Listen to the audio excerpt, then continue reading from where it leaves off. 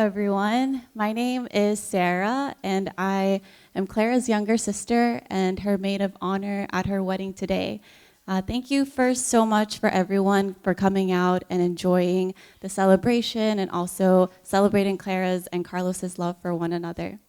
Clara and I, we have come a long way from the days when I was Clara's loyal, trusty backup dancer for childhood classics. I would always stare at her in the back. She would be bright-eyed, taking center stage, singing and dancing. And if you look at me in the photos and videos, I'm that awkward girl in the back, just staring at her every move, wanting to copy what was next.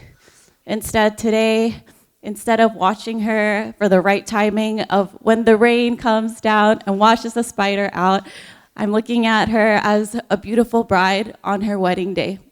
And it's crazy to see how fast time goes by and how this day has already come already. I know that maybe some of you who have known Clara know this, but she is the most lovable person, but she can also drive you absolutely mad sometimes. She's extremely stubborn. She knows what she wants, and when she puts her mind to it, she doesn't give in.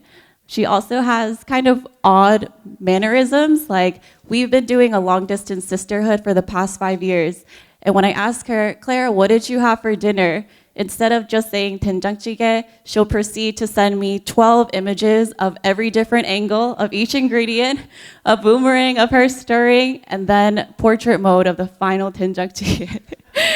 And even though I tell her just that last picture is enough, she still continues to do that to this day. But even with all of those things are minuscule compared to the deep love and care that Clara shares to those around her. And as her younger sister, I've been able to get that to a whole nother level. I still remember when I first moved to my new post-grad city, Clara was with me my entire first week. She was there making sure that I had everything I needed, did everything for me. And after the first week, it was already time for her to go. And like I always do, I just stood there while she said, I love you, and gave me so many bear hugs. And I was like, okay, bye, you can leave now. But after I said bye to her and I came back home, I saw that she had bought a cozy blanket from Target. She had taken a bus all the way to get there in the middle of winter, put it on my bed. All my clothes in my suitcase were organized, hung up. She had cut up strawberries, put it in a Tupperware for me to eat.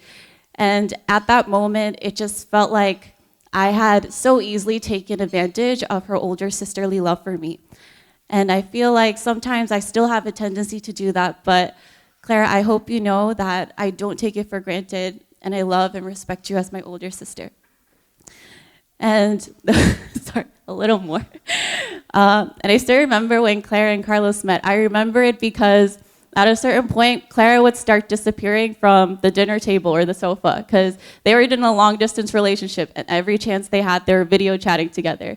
So every time I walked by, of course, not intentionally eavesdropping, I would always hear Clara laughing so loudly. Carlos would make her laugh with your jokes and also hushed tones and like serious conversations. And if you lived in Charlotte, I don't know where the Charlotte table is, but if you lived in Charlotte 2011 to 2015, you know Clara was in New York every chance she got. And I'm sure it's because she missed Carlos and wanted to be with him. And for the past few years, you guys have continued to go strong, and I'm so happy for you. And with that, 언니 사랑해. I love you so much. And with that, would everyone raise their glasses with me? And may we toast to the bride and groom. Cheers.